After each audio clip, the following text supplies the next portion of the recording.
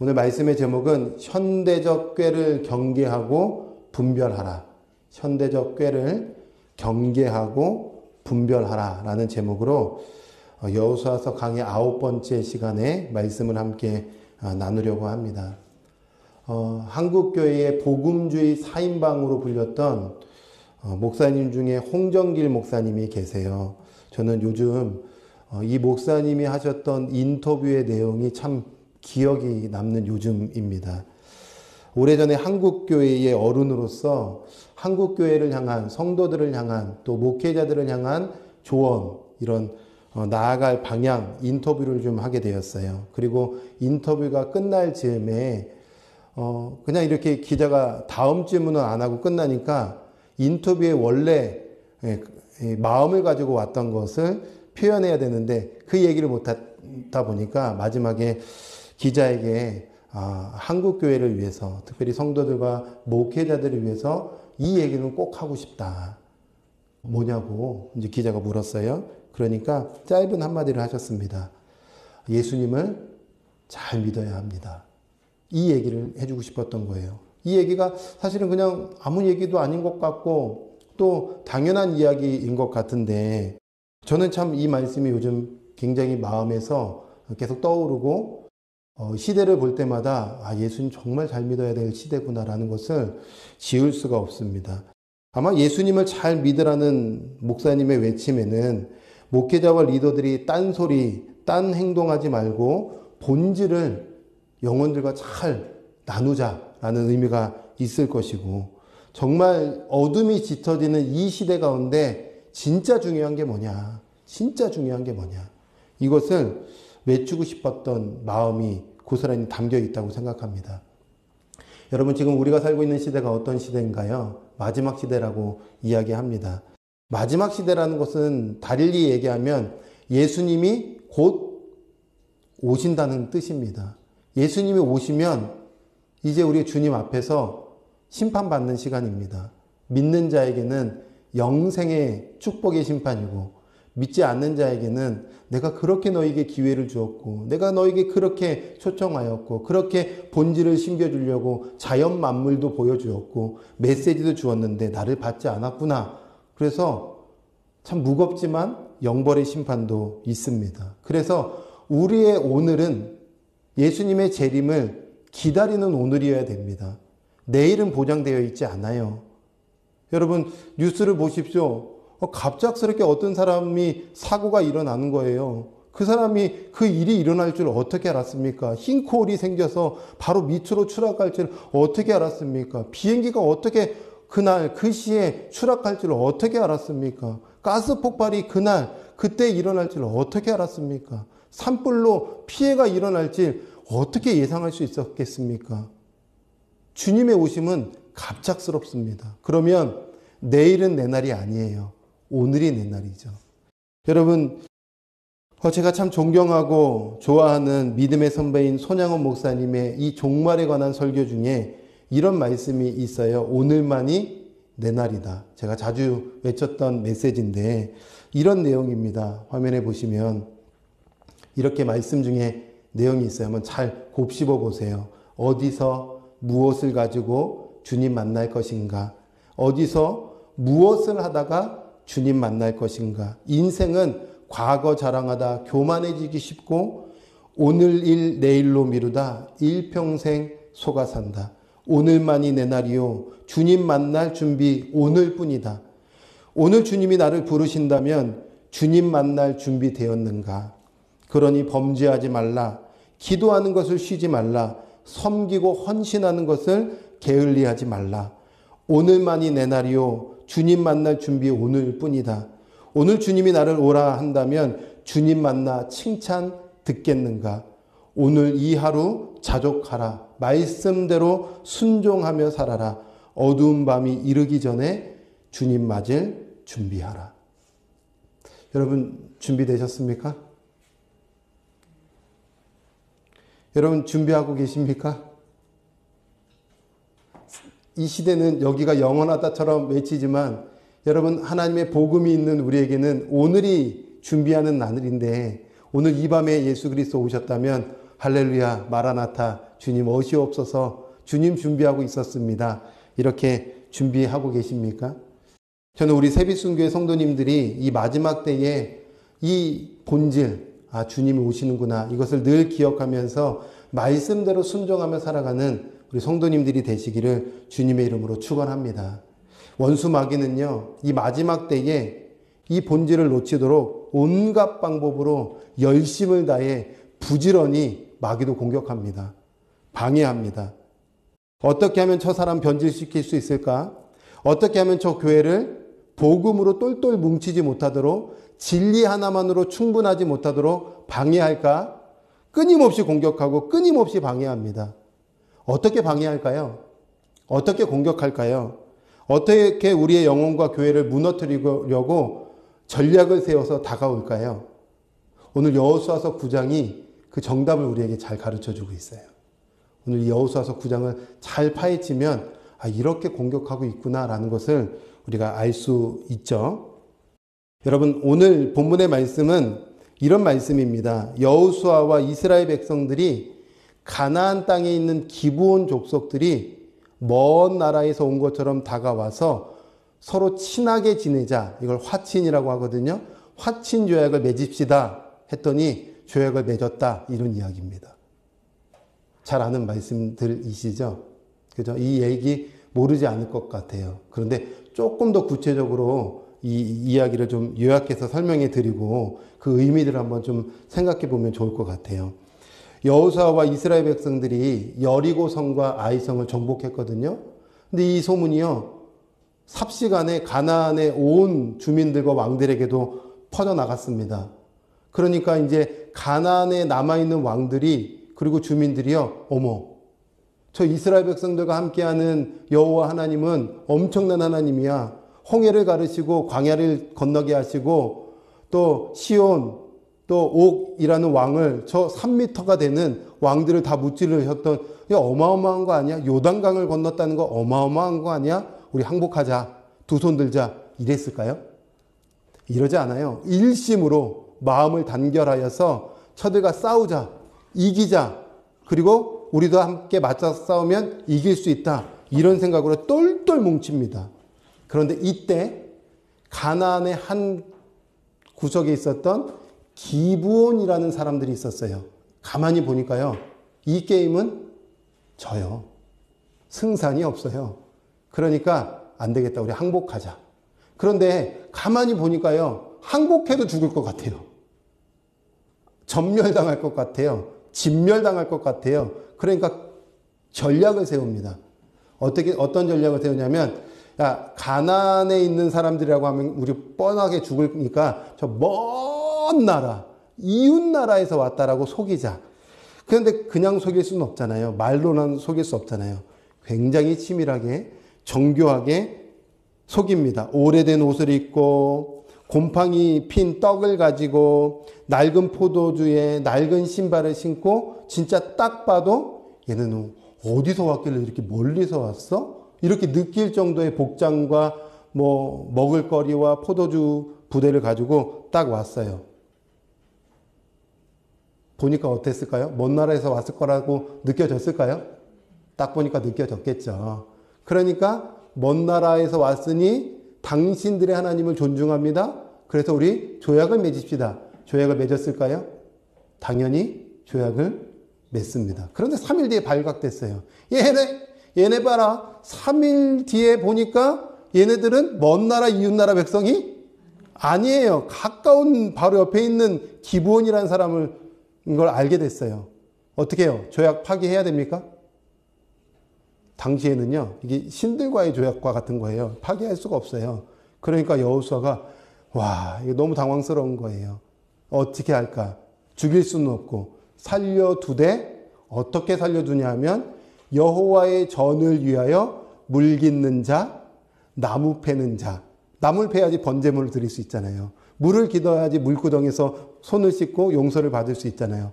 이렇게 여호와의 전을 위하여 섬기는 역할로 그들을 세워줍니다. 이게 오늘의 이야기입니다. 여러분, 지금 하나님께서는 이 저자를 통해서 이 여호수아서 9장 말씀 왜 주실까요? 뭘 그렇게 우리에게 말씀하고 싶으신 걸까요? 이 부분을 함께 우리가 좀 고민해 봐야 되는데, 여러분, 기브온 사람들이 살아남기 위해서 한 전략을 성경에서는 뭐라고 표현하냐면 꾀를 냈다 이렇게 표현합니다. 뭐를 냈다고요? 꾀. 여러분, 꾀가 뭘까요? 그냥 사전적인 의미로는 속이는 거죠. 그냥 속였다라고 우리가 성경을 읽고 넘어갈 수 있는데요. 성경의 기자는 이걸 굉장히 중요하게 이야기하고 싶었어요. 꾀를 냈다. 여러분, 이 꾀가 뿌리가 아룸이라는 단어인데 어디에서 사용됐냐면 창세기 3장 1절에 쓰여 있습니다. 어떻게 쓰여 있냐면 이렇게 쓰여 있습니다. 3장 1절 같이 한번 읽어볼까요? 읽습니다. 시작.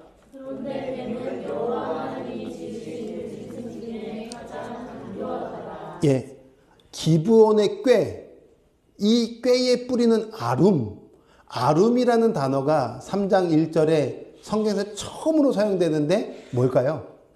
그렇죠. 간교함이에요. 보통 꾀가 아니었다는 거예요. 보통 그냥 속이는 게 아니었다는 거예요. 이거는 뱀의 간교와 같았다는 거예요.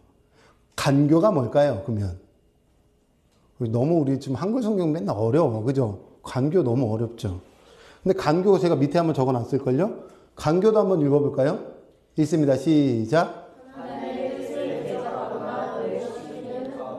예. 그러니까 간교는 뭐냐면 하나님의 뜻을 왜곡하고 변질시키고 또 대적하여서 반응하여 그 공동체의 순수성을 잃게 만들려고 하는 똑똑함이에요.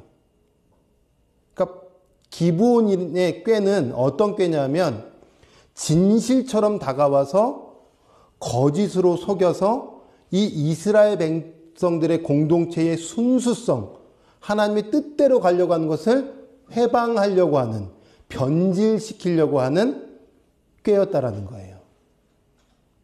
배후에는 사탄이 있죠. 단순한 꾀가 아니죠. 그래서 이 기브온 사람들의 꾀가 얼마나 정교한지 4절과 5절에는 그 꾀의 정교함을 또 이렇게 보여줍니다. 꾀를 내어 사신의 모양을 꾸미되 헤어진 전대와 헤어지고 찢어져서 기운 가죽 포도주 나귀에 싣고 그 발에는 낡아서 기운 신을 신고 낡은 옷을 입고 다 마르고 곰팡이 난 떡을 준비하여서 굉장한 전략을 가지고 공동체로 들어갔다는 거예요. 그리고 섞였죠. 치밀하죠. 여러분, 뱀의 간교는 치밀합니다. 기브온의 꾀는 굉장히 치밀했습니다. 그래서 공동체를 혼탁하게 만들려고 했던 것입니다. 여러분, 그렇다면, 여러분, 이게 이제 말씀이 기록됐다면, 이렇게 우리가 한번 풀이해 봤다면, 오늘날에 이 뱀의 간교, 사단의 꾀, 현대적 꾀는 어떻게 우리 성도들의 영혼에, 교회에 침투하여서 무너뜨리려고 할까요? 현대적 꾀는 뭐가 있을까요? 어떻게 교회 안에 순수성을 잃게 할까요? 말씀 하나면 충분합니까? 여러분, 정말 이 교회라는 생태계가, 이 교회가 진리의 말씀 하나로 충분한가요? 그래서 진리의 말씀으로 기쁘고 그 말씀 하나로 행복하고 그 말씀 나눔으로 함께 행복하고 그리고 그 말씀이 너무 좋아서 또 다른 영혼들에게 이 말씀을 주는 것만으로도 교회가 굴러가는 데 있어서, 교회가 함께 걸어가는 데 있어서 다 아니에요? 이거 진리 하나면 다죠. 이게 교회의 순수성이잖아요. 그리고 이 말씀으로 깨닫게 하시는 성령으로 충만한 공동체면 돼요. 이게 초대교회부터 일어났던 역사입니다. 그런데 굉장한 꾀가 한국교회에 들어와서 교회에 말씀 하나로는 안 돼. 복음 하나로는 안 돼. 이렇게 속삭이고 있는 거예요. 제가 13가지를 한번 정리해 봤어요. 13가지를 한번 보여주시면 이런 것들이 현대적 꾀라고 볼 수 있습니다.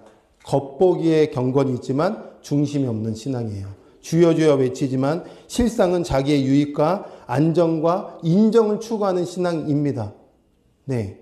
말은 외칠 수 있어요. 말은 하나님을 이야기합니다. 그런데 자기 인정받아야 돼요. 두 번째, 감정과 경험 중심의 복음을 외치는 거예요. 말씀 하나면 돼요. 딱딱해도요.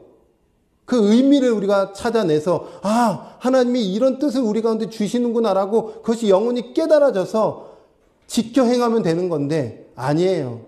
와서요. 감정 터치가 필요합니다. 눈물바다를 쏟아내야 됩니다. 체험이 있어야 됩니다. 느낌이 중요합니다. 그래서 점점 그런 감정도 터치되는 콘서트형 예배가 필요합니다. 여러분, 저는 최근에 충격적인 얘기를 들었어요. 수련회를 가요. 수련회를 진행합니다. 그런데 말씀 15분만 전해달라는 거예요. 그리고 찬양은 1시간 넘게 하겠다는 거예요. 여러분, 굉장히 괜찮아 보이잖아요. 아이들이 막 방방 뛰면서 찬양하고 셀러브레이션하고. 그런데 진짜 영혼의 변화는요, 찬양으로 일어나는 게 아니에요. 생명의 말씀이 선포돼서 얼마나 굳어져 있는 그 마음과 심령에 진리의 말씀이 들어가서 산산이 조각돼서 우와, 내 안에 7 족속이 있었구나 다 박살내고 생명이 들어가야 영혼의 변화가 일어나는 거예요. 그런데 점점 콘서트로 되는 거예요. 외적인 거 추구하는 거예요. 여러분, 기본의 꽤 아니겠어요? 직통계시, 개인의 예언에 의존하는 신앙으로 바꾸려고 합니다. 하나님 내게 말씀하셨어. 이사하래.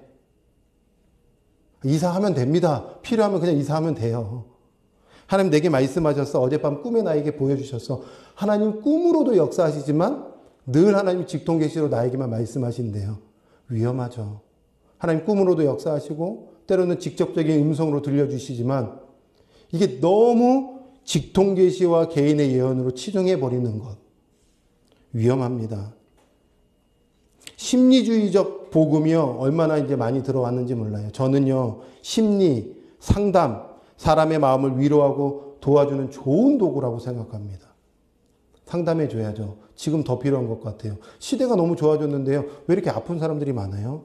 왜 이렇게 정서적으로, 정신적으로 힘든 사람들이 왜 이렇게 많아요? 왜 이렇게 자살 충동이 일어나는 사람들이 왜 이렇게 많아요?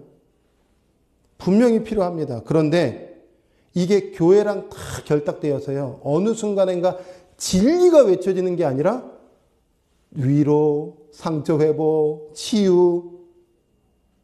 이게 주객이 전도되면 큰일 날 일인데요. 교묘하게, 정교하게 들어와 버리는 거예요. 예수님 믿으면 상처가 회복됩니다. 맞죠? 근데 거기 너무 치중되는 거예요. 너무 위험한 거예요.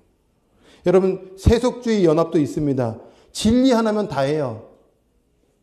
그런데 숫자가 중요한 겁니다. 점점.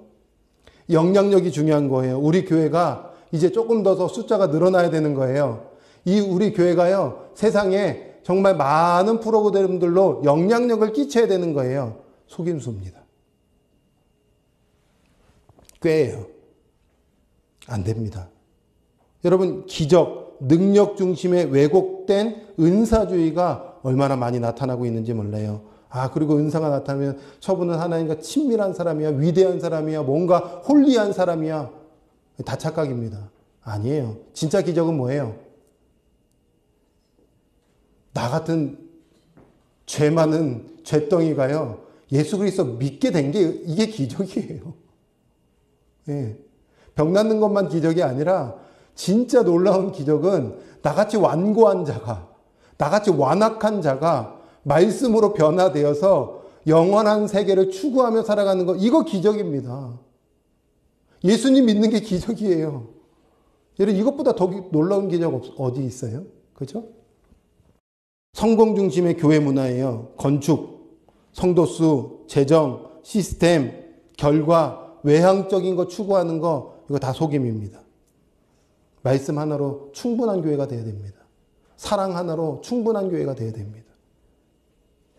여러분, 내가 원하는 하나님을 믿는 흐름들, 복음 없는 성김과 봉사들, 말씀이 아닌 평화로 타협하려고 하는 모습들, 과학 만능주의, 진화론을 바탕으로 한 교육들, SNS, 셀럽 목회의 중심주의들, 그래서 유명 유튜버 목사들에게 빠져 있는 것들, 제가 늘 말씀드리죠. 지금은요, 직접 성경을 읽으셔야 돼요.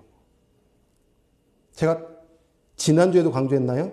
한 번 더 강조드립니다. 직접 성경을 읽으십시오. 우리가 분별력이 없으면 자유주의 신학에 물든 교수와 목회자들의 메시지를 들으면 굉장히 맞는 것처럼 보여요. 그런데 위험한 신앙 됩니다. 정말 위험해질 수 있어요. 제가 한 번 더 강조드릴게요. 직접 보십시오. 한 주에 한 절이라도 직접 말씀을 보시고 한 장이라도 직접 말씀을 보십시오. 유튜브에 의존하면 안 돼요. 유명한 목사님들의 그런 연설 같은 메시지에 너무 치중하면 안 돼요. 치유와 회복의 메시지만 너무 들으면요. 죄 회개하라면요. 듣기 싫습니다. 네가 뭔데 죄 회개하라고 그래? 나에게 어떻게 그런 얘기를 할 수 있어? 듣기 싫습니다. 그러면 안 됩니다. 거기 빠지면 안 돼요. 소비 중심의 신앙도 있어요. 이 교회는 나에게 얼마나 유익이 될까? 이 교회는 얼마나 좋은 프로그램으로 나에게 기쁨을 줄까? 입니다. 여러분, 우리 아이들이요. 우리 지금 이제 중고등부도 아이들도 왔지만요. 시선 끄는 건요. 다양하게 시선 끌 수 있어요. 제가 그래도 나름 그 전전교회나 이런 데서 대형교회에 있었거든요. 프로그램 얼마나 다양하게 돌렸는지 몰라요. 지금 하나님 회개하고 돌이켜서 얼마나 죄송한지 몰라요. 프로그램 좋아요. 그런데 프로그램이 복음 말씀과 바뀌어지면 순서가 바뀌면요. 큰일 납니다. 다양한 거 많이 준비할 수 있어요. 1분 1초를 제가 따지면서 프로그램을 진행했던 사람이에요. PD처럼요. 그래서 다양한 것들을 얼마나 재밌게 경험시켜줬는지 몰라요. 5천만 원 한 방에 쓰는 거 어렵지 않았어요. 콘서트처럼 하는 거 어렵지 않았어요. 그러면 얼마나 많은 사람들이 쉽게 오는지 몰라요. 한 주에 우리 대학생들이요 매주 20명씩 왔어요. 그럼 생각해 보세요. 50주면요. 500에서 1000명은요. 그 대형교회 왔다 갔다 하는 거 쉬운 일입니다. 전도 안 해도요. 그냥 와요. 그런데 여러분 이게 꾀입니다. 복음이 아닌 말씀 하나로가 아닌 다른 걸로 교회 생태계를 만들고 공동체를 유지하려고 하는 거 꾀입니다. 무섭도록 들어왔어요. 여러분 예배 끝나고 나서 오후에 혹시 나눔한다면 개인적으로 들어오는 기부원의 꾀가 또 무엇인지 한번 나눠봐 주세요. 교회 안에 들어오는 또 수많은 꾀는 무엇인지 나눠봐 주세요. 꾀는요 명백한 악이나 죄로 다가오지 않아요. 그렇게 시시하게 들어오지 않습니다. 겉으로 보기에 되게 좋아요. 괜찮아 보입니다. 탁월해 보여요. 그럴싸하게 보여요. 쉽게 다가옵니다. 그런데 얼마나 교묘하게 교회를 변질시키는지 몰라요. 영혼을 망가뜨리는지 모릅니다. 무섭습니다. 앞으로 더 무서워질 거예요. 우리가 알지도 못하는 사이에 여호수아가 알고 그거 받아들였나요? 자기도 모르고요. 겉만 보고 쉽게 받아들였던 거예요. 그만큼 굉장히 치밀하게 꾀는 다가옵니다. 어느 순간인가. 마지막 때에요. 이 꾀의 농도는 분명히 더 짙어집니다. 그래서 성도는 경계하고 분별해야 되는 거예요. 자, 그렇다면 여러분 왜 여호수아는 이스라엘 백성들은 이 기브온의 꾀에 넘어갈 수밖에 없었을까요? 14절에 우리 주님이 이렇게 진단해 줍니다. 여러분의 말씀을 한번 잘 받아보세요. 14절도 같이 왜 넘어가는지 한번 들여다볼까요? 읽습니다. 시작.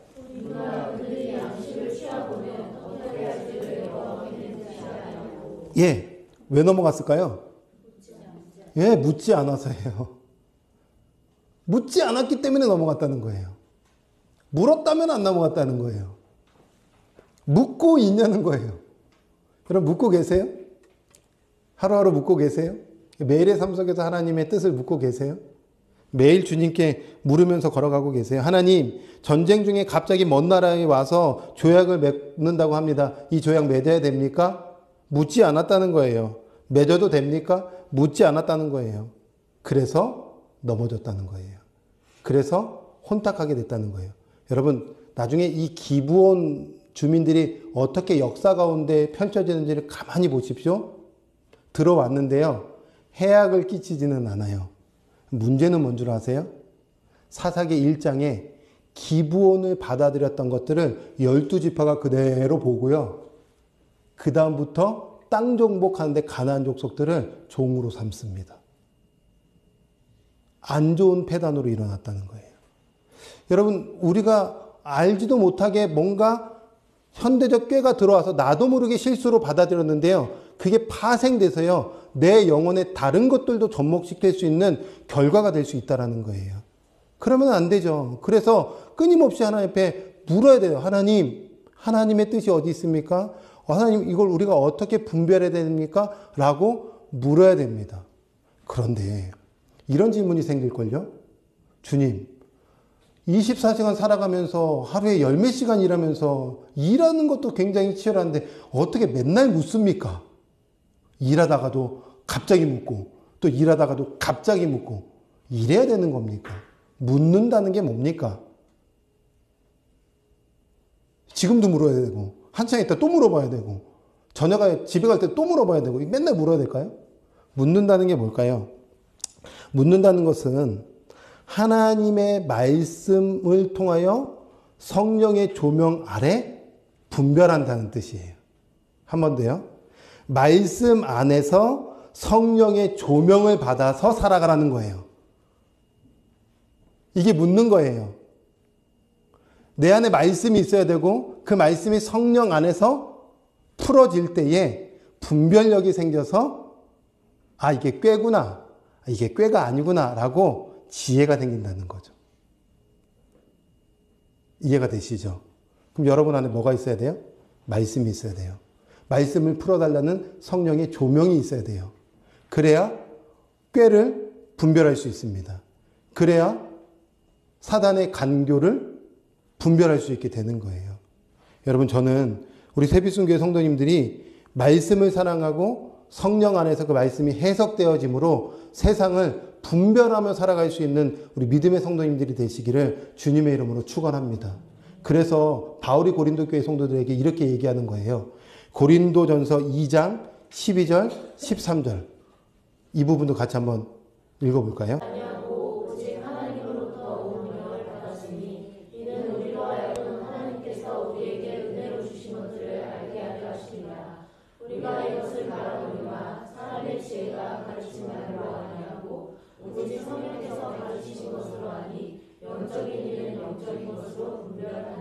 성령께서 반드시 가르쳐 줍니다. 말씀을 통해서 보여주십니다. 생각나게 하시고요. 그거 아니다라고 마음과 감정으로도 알게 하십니다. 그래서 영적인 일은 영적으로 분별하는 것입니다. 세상에 수많은 것들요. 맨날 기도하면서 묻는다는 뜻이 아니라요. 말씀 안에서 성령과 함께하면 분별이 된다는 것입니다. 속지 않는다는 거예요. 여러분, 말씀 사랑하십시오. 말씀을 좀 꿰뚫어 달라고 기도하십시오. 66권의 말씀을 통해서 좀 하나님을 좀 제발 좀 깊이 좀 알게 해달라고 간구해 보십시오. 그 기도 하나님 굉장히 기뻐하세요. 제가 어성경을 한 이유도요. 그 시작이 거기에 있습니다. 제가 지금 말씀을 연구하는 것도 거기에 있습니다. 오후에요. 고대 히브리어를 알려드릴게요. 재밌어요. 상형 문자를 통해서 한번 풀어드릴게요. 재밌어요. 어떻게 제가 이렇게 알 수 있었을까요? 하나님 앞에서 운전하면서도 기도하는 거예요. 하나님 제발 좀 말씀을 깊이 풀어지게 해주십시오. 하나님 도와주시는 거예요. 제가 주일날 오후에 우리 성도님들에게 지나가는 얘기로 이렇게 마음을 나눴어요. 제가 말씀을 좀 깊이 연구하고 싶습니다. 이 정도는 안 됩니다. 제가 그렇게 한마디 말씀을 드리고 마음 나눔하고 집에 갔어요. 집에 갔는데 저녁에요. 갑자기 아내가 그런 얘기를 하는 거예요. 지브리. 들어보셨어요? 지브리. 사진을 지브리로 바꿔줘 하면은 이게 캐리컬처처럼 이렇게 바뀌는 거예요. 그래서 챗 GPT로 이미지를 넣고요. 이미지를 지브리로 바꿔줘. 얼마나 재밌던지요. 너무너무 좋은 거예요. 이야, 너무 좋다. 그러면서 번쩍 눈이 띄어든 게 챗 GPT의 수준이 어디야? 하면서 궁금해하던 찰나에 아들이 이제 대학교에서 수업을 들으면서 교수님들이 챗 GPT로 자료를 만들어서 학생들을 가르친다는 거예요. 그리고 자기가 녹음한 거 넣기만 하면 이게 챗 GPT에서 알아서 요약까지 해준다는 거예요. 제가 너무 깜짝 놀란 거예요. 그리고 아들과 그 밤에 뭐 했냐면요.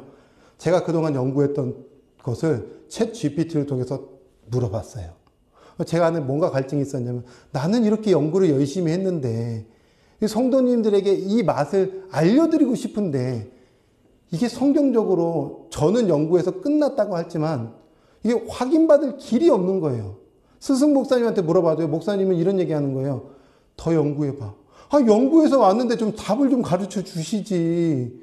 가서 또 연구하라고 하니까 제가 우리 성도님들의 답답함을 좀 알겠습니다. 질문하고 끝나지 않고 그 자리에서 답을 그냥 곧장 드려야 될 것 같아요. 너무 답답했는데 제가 이렇게 확인받는 시간이었어요. 그러면서 아들이 이런 얘기하는 거예요. 아빠가 연구한 것 중에 진짜 챗 GPT가 대답하지 못할 만한 것을 물어봐봐. 왜냐면은 이게 히브리어, 헬라어, 아람어, 그 다음에 사본, 그 다음에 뭐 라틴어 이걸 다 종합해서 지가 번역을 이렇게 통합해 주더라고요. 그만큼 지식이 방대하다는 걸 스스로 지가 자랑하고 있어요. 그래서 제가 엄청나게 오랫동안 연구한 걸 가지고 히브리어 이 단어와 헬라어 이 단어가 어떻게 연결되는지를 설명해 줘 하니까요.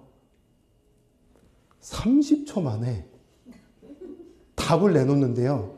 제가 했던 얘기 그대로 나온 거예요. 기분이 어땠을까요?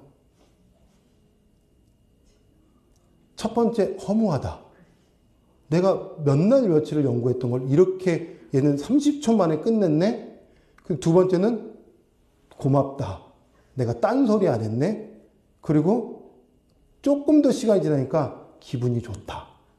왜냐하면 더 빨리, 더 깊이 연구할 수 있겠구나. 그래서 제가 이제 챗 GPT랑 주중에 싸움 한 판을 했습니다. 어떤 싸움을 했냐면 제가 갖고 있는 모든 신학적 지식을 가지고 네가 과연 다 옳은 얘기, 좋은 대답, 맞는 얘기를 하냐, 틀린 대답을 하냐. 웬만해서 요즘 챗 GPT 못 이깁니다.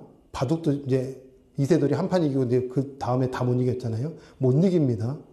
그래서 제가 챗 GPT의 실수를 찾아낸 거예요. 그래서 너무 기분이 좋아가지고 겸손이한테 캡처해가지고 보여줬어요. 봐라 겸손아, 얘 실수했다. 내가 바로 잡아줬다. 이제 무슨 얘기 하려고 하냐면요.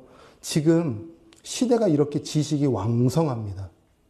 통합적으로 이제 여러분도 성경을 해석할 수 있는 능력까지 챗 GPT를 통해서 갑니다. 그런데 이제는 여러분 직접 보셔야 돼요. 하나님 말씀을 직접 보고 성령의 조명을 따라서 시대를 분별하셔야 됩니다. 중요한 시대입니다. 자, 그런데요, 이런 게 있잖아요. 실수하고 싶어서 실수한 사람 없어요. 실패하고 싶어서 실패한 사람 아무도 없습니다. 여호수아와 이스라엘 백성들이 기브온의 꾀를 알고 넘어간 게 아닙니다. 모르고 받아들였어요.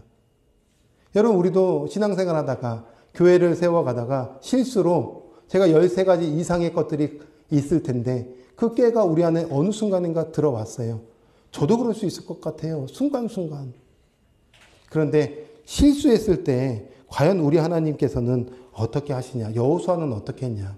여호수아는 그때에 실수한 이 기브온 족속들을 받아들였을 때 딴 역할 감당하지 않게 합니다. 어디랑 딱 접목시켰을까요? 뭐 하는 역할로 그들을 세워줬을까요? 그렇죠. 물을 깃고 나무 패는 자들이에요. 어디랑 딱 접목시켰을까요?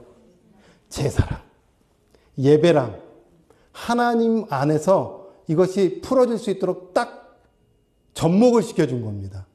우리 안에 교회에서 하지 않아도 될 것들의 프로그램들이나 여러 가지가 딱 실수로 들어왔을 때 곧장 우리가 돌이켜서 해야 될 것은 다시 예배로 승화시켜야 돼요.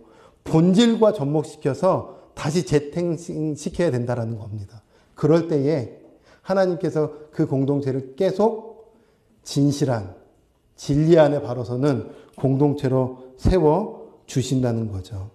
저는 이 말씀을 준비하면서 성도님들이 시작은 이랬으면 좋겠어요. 이제 1년이 지나고 5년이 지나고 10년이 지났을 때에 와, 대형교회에서 하는 거 다 하네? 이러지 않았으면 좋겠어요. 그냥 첫 시작부터 생명의 말씀 하나 너무 알고 싶고 이 말씀 깨닫는 것 너무 나누고 싶고, 말씀대로 살아봤더니 하나님께서 삶의 현장에서 이렇게 역사하셨구나라고 너무 간증하고 싶고, 이 본질 하나만을 추구하며 나아가는 순수한 공동체가 되기를 원합니다. 그러나 가다가 실수했다 할지라도 함께 지혜를 모아서 분별함으로 다시 본질을 붙잡고 생명길을 걸어가는 우리 성도님들과 교회가 되기를 주님의 이름으로 축원합니다.